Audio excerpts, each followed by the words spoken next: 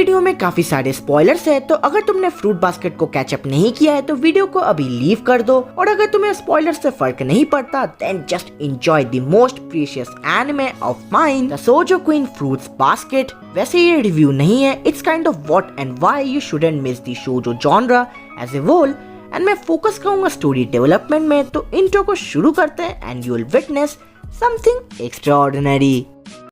नाजुक हूँ मैं जैसे RIP लिखा मेरी बॉडी के ऊपर, सन की जीरू ये सारा नरक में मंगाऊं ओला या ऊपर, आंखें खुली मेरी टक से आ जाऊं मौत को छूकर, तू लिखता कागज पे ब्रो नो डाउट मैं लिखता तेरी बंदी की रूह पर। जब मैंने देखा तोड़ू होल्डिंग हैंड विद क्यो, मुझे ये रियलाइज हुआ कि एक प्यारी कहानी का अंत के लिए मैं तैयार नहीं हूँ। Even though I knew what was going to happen, the scene where Tohru's grandkid pops up and the old couple of Toru and Kyo still holding hands, it just showed how much the characters were developed throughout the journey. क्या story अच्छी थी?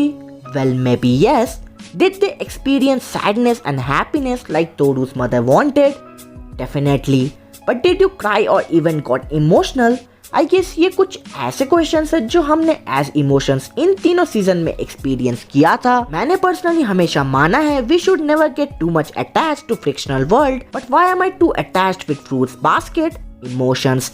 The fact that एक anime ने इतने सारे emotions मेरे अंदर डाले, that just show how the character depth hit me. Fruits Basket is heartwarming, dramatic and funny sometimes, but वो तुम्हें उस मोमेंट में हिट करता है जब तुम रेडी नहीं रहते। कैसे फैमिली स्ट्रगल को दिखाया जाता है एक टीनेज लड़की की आंखों से, कैसे एक मियां लड़की या कोई भी individual can just change your whole life, good और bad doesn't matter. What matter is the impact. Tohru ने अपने स्ट्रगल्स के साथ सबको वो होप दी जो ज़ोडिएक कैरेक्टर्स इतने सालों में नहीं कर पाए।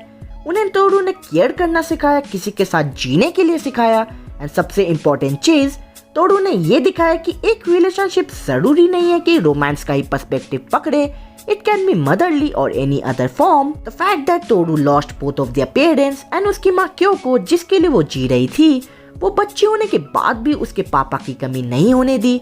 It just sound so mature. एक मियर बच्ची अपनी ही माँ को संभालती है and that same mother doesn't want to leave the world because Tohru is there.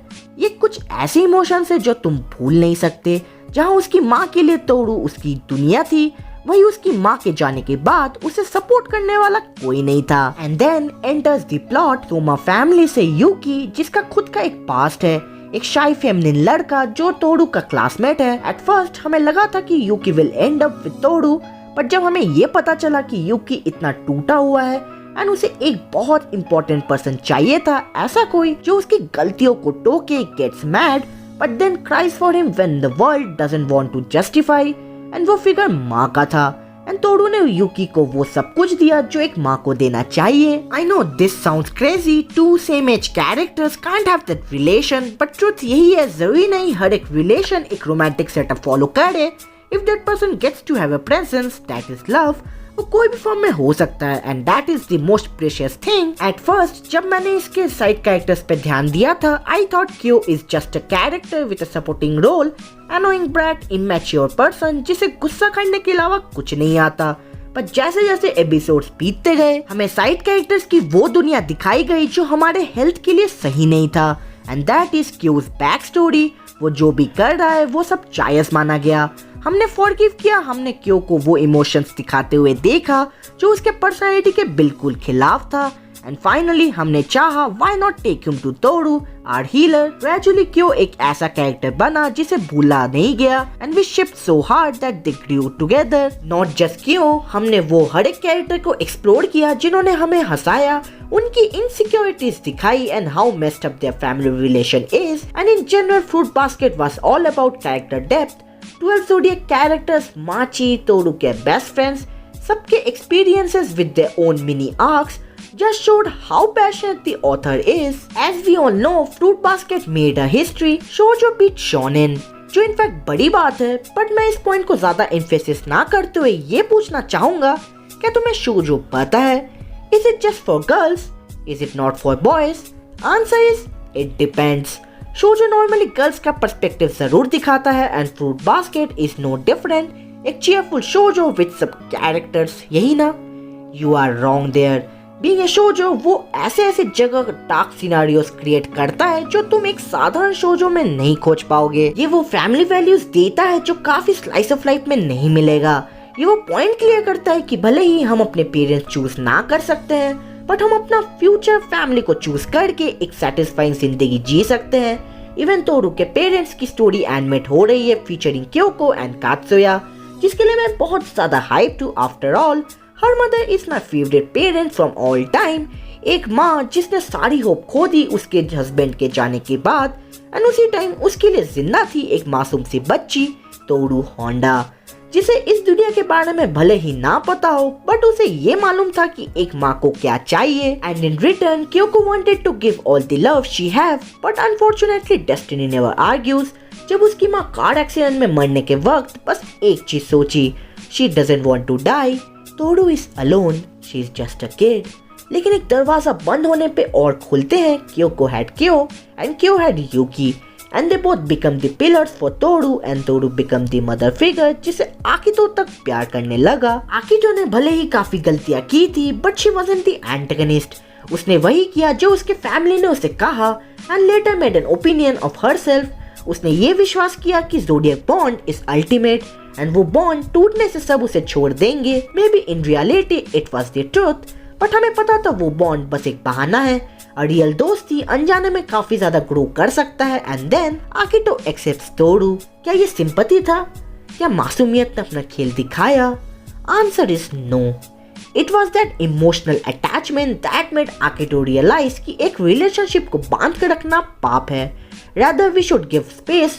जो तुम्हारे हैं वो तुम्हारे पास आएंगे ही, no matter what the world says. हमने तोरू के फ्रेंड्स की आर्क देखी, हमने माची एंड यूकी का कन्फेशन देखा, हमने ज़ोडिएक साइकिल टूटते देखा, हमने वो सारे एलिमेंट्स देखे जो सुपरनैचुरल जॉनर को एक सूदिंग पैसेज देता है। जरूरी नहीं कि एक सुपरनैचुरल एनिमे काफी ज्यादा एक्स्ट्राऑर्डिनरी हो, बस उसमें एक इम्पैक्टफुल इवेंट होना चाहिए। And the concept of Chinese zodiac created the fire in that plot. यहीं से शुरू हुई how to break a 1000-year curse. Even though curse के रीजंस खराब नहीं थे, but then the modern generation didn't deserve such a bonding. वो bonding ही क्या जो इंसान को फोर्स करके हुए बने। Even though I praise so much about the anime, we can't forget the adaptation। काफी लोग ये सोच रहे थे क्या इसकी adaptation उस लेवल पे होगी, but then the anime adapted almost everything। इसने चैप्टर्स को सही से रीअरेंज किया जिससे हमें वो इमोशनल बैकलॉग लगे। हमें ऑलमोस्ट सारी चीजें दिखाई गई और जो चीजें छोड़ी गई उन्हें अलग से एनिमे अडेप्टेशन की अनाउंसमेंट मिली। हमें ऐसे कैरेक्टर्स भी दिखाए गए जो तोरू के एक्शन से बिल्कुल खुश नहीं थे, एंड ऐसे कैरेक्टर्स भी दिखाई गई जो बहुत ज्यादा खुश थे। इससे दिखाता है कि एक इंसान का दो पर्सपेक्टिव कैसे हो सकता है। नॉर्मली इतने सारे वेल डेवलप्ड कैरेक्टर्स को एक्सप्लोर करके एक सेटिस्फाइंग एंडिंग देना इम्पॉसिबल है। When it comes to Shoujo, Fruit Basket crossed such heights। I don't know कब तक रहेगा इसकी rating, but I believe people who actually watched all season won't downvote Fruit Basket। इसने वो स्टोरी टेलिंग को point किया है जिसमें पेरेंट्स, फ्रेंड्स, रिलेशनशिप्स सबको एक वैलिड पेस पे मेंटेन रखा है। For me it's just the best Shojo series ever existed. Sound tracks, OSTs हमेशा वो फ्यूल का काम करते गए जो एक एपिसोड को चाहिए था। ओपनिंग में जान डाली गई, एनिमेशन को इम्पोर्टेंस दी गई एंड दोनों को परफेक्टली मैच करते हुए एक कमाल का एनिमे को प्रेजेंट किया गया। This shows even animation and OSTs can make a great anime to be the best anime.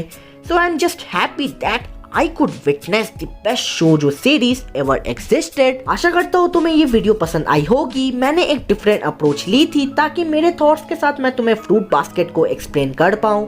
And अगर तुम्हें फ्रूट बास्केट का कैरेक्टर एनालिसिस चाहिए तो कमेंट में जरूर बताना। होप सो वीडियो को लाइक, शेयर एंड सब्सक्राइब करोगे एंड ऐसे कंटेंट हम लाते रहेंगे। और हमारे टेलीग्राम ग्रुप वीव टाउन को भी ज्वाइन कर लेना, वहाँ हम डिस्कस भी करेंगे। तो यहाँ मिलते हैं किसी और दिन किसी और दमदार टॉपिक के साथ। तब तक के लिए सायो नारा।